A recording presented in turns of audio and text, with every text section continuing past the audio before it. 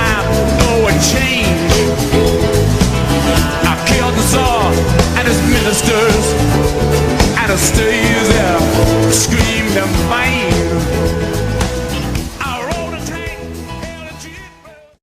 Hola a todos y a todas. Mi nombre es Sigfrido González y aparezco en vuestras pantallas al haber aceptado la invitación de Acción Solidaria Aragonesa para presentar brevemente la película Simpatía por el Diablo. Es realmente una pena que no podamos vernos físicamente, pero esta pandemia nos obliga y no nos queda más remedio que buscar una alternativa tecnológica como es esta. En primer lugar, agradecer a Acción Solidaria Aragonesa que hayan contado conmigo para esta presentación y, en segundo lugar, agradecer también la posibilidad de haber podido rememorar mi experiencia como delegado internacional de Cruz Roja Española en los Balcanes hace ya algunos años, bastantes años. Profesionalmente estoy ahora mismo desarrollando labores de coordinación provincial en Cruz Roja Huesca, pero como os decía, en la década de los 90 e inicios de los 2000 tuve la ocasión de dirigir en Aragón el Centro de Atención a Desplazados Albano-Kosovares en Barbastro, y posteriormente me desplacé a los Balcanes, concretamente a la zona de Kosovo, para llevar a cabo tareas diversas de ayuda social y reconstrucción una vez finalizado, entre comillas, el conflicto en la antigua Yugoslavia. Bien, como me han pedido brevedad, os presento directamente la coproducción Simpatía por el Diablo. Es una película del año 2019 con dirección y Guillem Vignold, y la acción de la misma se sitúa en Sarajevo en 1992, en pleno asedio de la ciudad, y es, en definitiva, una visión del conflicto, un biopic, como se dice ahora, basado en la mirada del periodista y corresponsal de guerra francés Paul Marchand, que es autor del libro del mismo título que la película, que falleció, que se suicidó en el año 2009. Desde mi punto de vista es una buena película con un buen elenco actoral encabezado por el actor franco-canadiense Nils Schneider en su papel principal.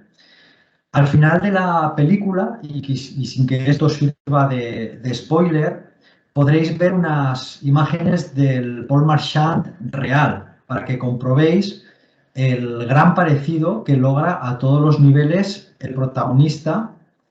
Y además de él, como anécdota, decir que también hay representación española con la participación del conocido actor Diego Martín en un papel que deja bastante mal parado a nuestro periodismo patrio, del que hay que recordar que aquí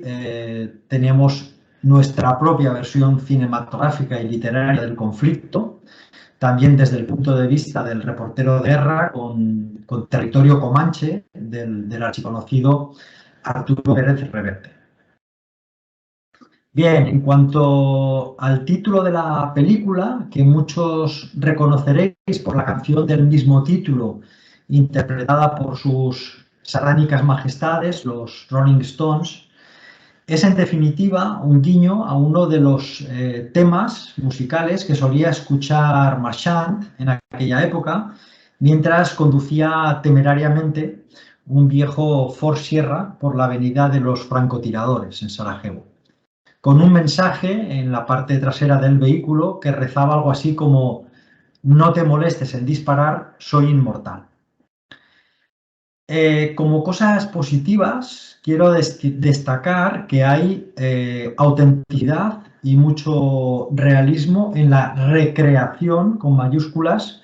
de esta cinta. De hecho, me sorprendió sobremanera y, como digo, de forma muy positiva, el detalle al dedillo de escenarios, personas, edificios, vehículos,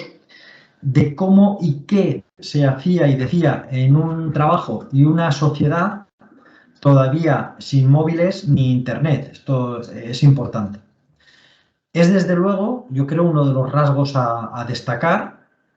y no engaña para nada en este sentido y es realmente muy honesta, como decía, en la recreación de los escenarios y también en cómo intenta mostrarnos partes de la normalidad con escenas que nos parecerían o que nos pueden parecer inverosímiles, ¿no?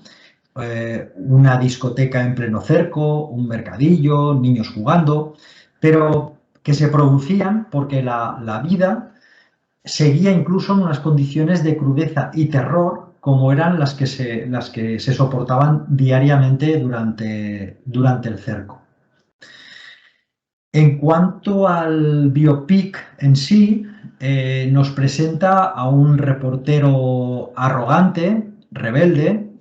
que poco a poco se va contagiando de estresores de manual como la identificación personal con los afectados del bando que él conoce, claro, y que no duda en abandonar la supuesta y necesaria neutralidad y meterse de lleno en la locura de la guerra, tomando partido incluso con el supuesto tráfico de armas, para los buenos, claro, un poco la línea de lo que decía antes. Y viviendo al límite entre episodios de amor o de sexo y también de muerte que se van sucediendo a un ritmo frenético y en cierto modo inconsciente y envuelto en una épica, perdón, un tanto falsa y dañina. Explico todo esto diciendo que como reportero de guerra no lo sé, no conozco tampoco al detalle cuáles son las especificidades, porque además en torno al reportero de guerra suele haber cierta mística en cuanto a la valoración que se hace de que se juegue la vida y la de sus acompañantes, en pos de esa supuesta noticia de primera línea, en pos del todo vale para llegar el primero, pero desde luego desde lo que es la óptica y la perspectiva de la intervención humanitaria, su comportamiento, podríamos decir que es todo un catálogo de lo que no debe hacerse en un conflicto de este tipo. Otra cuestión que aborda la película es la denuncia que a través del personaje de Marchand se hace de la actuación o no actuación, o lo que es lo mismo decir, la pasividad de diferentes organismos internacionales y de la comunidad europea concretamente en un conflicto como el que ocurrió en los Balcanes, como se decía entonces, a un par de horas de avión de las principales capitales europeas y que desde luego debió haberse parado por todos los medios posibles. Cabe decir en favor de Marchand que siempre terminaba sus artículos con su famoso y todo esto bajo la mirada impasible de la comunidad internacional, lo cual, en este caso sí, no deja de ser una buena práctica desde la denuncia periodística. También se abre debate acerca del negocio de la guerra en alguno de los diálogos. Y ahí no se deja títere con cabeza. Para mí, con un cierto toque demagógico o reduccionista, eso sí. Personalmente, hilo esto con lo que apuntaba anteriormente sobre los míos, los buenos, etcétera, no me fío nada de los planteamientos de buenos y malos, de blanco y negro, los míos y los otros. Vamos, que digamos que este es un aspecto que me chirría bastante del personaje y sus muchos claroscuros. Respecto al papel de las organizaciones humanitarias o la sanidad o lo sociosanitario, no hay mucho que decir. Se observan un par de detalles, sobre todo en los centros de atención médica, las ambulancias, en las que se puede atisbar las difíciles condiciones en las que se debe desarrollar esta labor. También se mete en este discurso del negocio de la guerra, pero como decía e insisto, no deja de parecerme algo demagógico en línea con el propio carácter histriónico del personaje a lo que serían las ONGs o organizaciones humanitarias intervinientes. Puedo decir desde la más absoluta, desde luego, humildad que algo conozco del tema y sé que puede haber lagunas organizativas, que seguro que todo se puede mejorar, pero que desde luego el papel de ayuda hacia los más vulnerables y la profesionalidad en este sentido de las organizaciones que intervienen, yo creo que está fuera de toda duda. Capítulos funestos y residuales, muy residuales aparte, que no hay que rehuir. Desde luego mi experiencia balcánica no deja de estar impregnada de la tranquilidad que da el haber podido ayudar a la población civil más necesitada, como decía, desde la más absoluta honestidad, manejando además la diplomacia humanitaria, algo de lo que carece también el personaje, en este caso de la película, siempre en pos de los afectados y en la escucha directa a las víctimas, durante y después del conflicto, de este y de muchos otros. Valga esto también un poco como alegato de la buena labor de muchos intervinientes en conflictos de este tipo. Bueno, volviendo al fotoperiodismo, y si de él hablamos con mayúsculas, no puedo por menos que citar a nuestro estimado Gervasio Sánchez, del cual os recomiendo paralelamente, complementariamente, su documental titulado Álbum de posguerra. En el mismo se sigue a Gervasio hasta Sarajevo entre 2019 y 2020 en busca de los protagonistas de las fotos de niños que tomó durante el cerco de la ciudad, que como sabíamos, como decíamos antes también, tuvo lugar entre 1992 y 1995. Y que nos enseña, como él mismo dice muy acertadamente, que las guerras no se terminan hasta que no se superan las consecuencias. Y esto ocurre décadas después y a veces nunca. De hecho, podríamos decir que hoy en día Bosnia sigue siendo un país sin oportunidades, en el que solo se han reconstruido las fachadas y en el que siguen abiertas, desde luego, muchas heridas, como en muchas otras zonas que estuvieron en conflicto en aquellos territorios.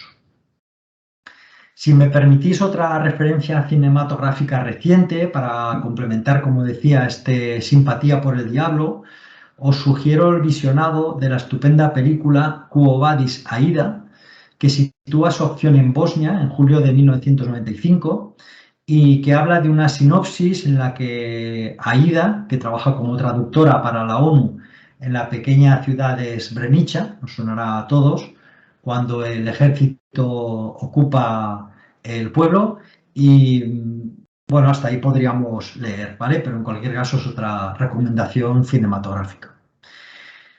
En principio, pues nada más por mi parte. Esperar que disfrutéis de la película y que en un futuro cercano podamos coincidir para debatirla como se merece. Gracias también, finalmente, a Acción Solidaria Aragonesa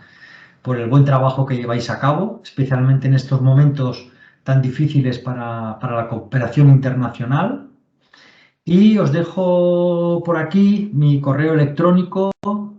por si alguno o alguna os apetece hacer alguna precisión sobre esta presentación, en la que seguramente planteo cuestiones en las que tal vez no estemos completamente de acuerdo, o debatir algún aspecto, o simplemente necesitáis poneros en contacto conmigo por cualquier otra cuestión. Nos vemos pronto. Decir que esto está siendo grabado unos días antes de la proyección, que fijaros que estamos hablando de un conflicto lejano, pero que hay tambores de guerra y espero que se hayan quedado en eso, en la frontera entre Ucrania y Rusia, lo cual no deja de ser una paradoja temporal, haciendo la presentación de un conflicto que, como decía al principio, tenemos tan olvidado cronológicamente y solo cronológicamente por los años que han pasado. Y mientras estamos hablando de esto, en Europa, de nuevo, vuelve a existir el peligro de un conflicto.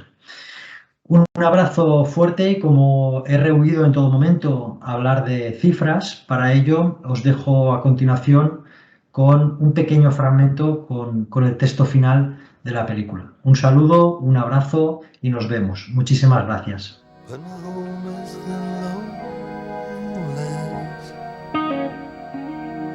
and always will be. Someday you'll return to your valleys and your farms, and you'll know